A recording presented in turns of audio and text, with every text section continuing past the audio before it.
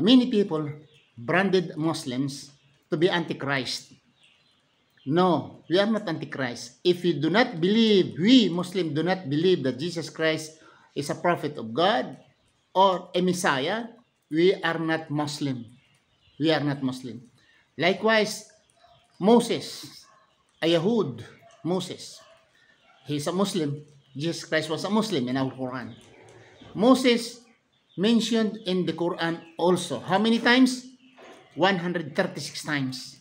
The name Jesus Christ, 25 times mentioned. While the name Prophet Muhammad sallallahu alaihi wasallam only 4 times mentioned in the Quran. 4 na panahon. Whereas Jesus Christ, I repeat, 25, and Moses 136 times mentioned. Bakit? Mag-isip-isip kayo. Bakit? Sabi niyo, Hudyo si Moses? Oo, Hudyo, pero Muslim siya. Si Jesus Christ, Hudyo? Oo, pero Muslim siya ayon sa aming Quran. Si Prophet Muhammad sallallahu alaihi wasallam, Arabo.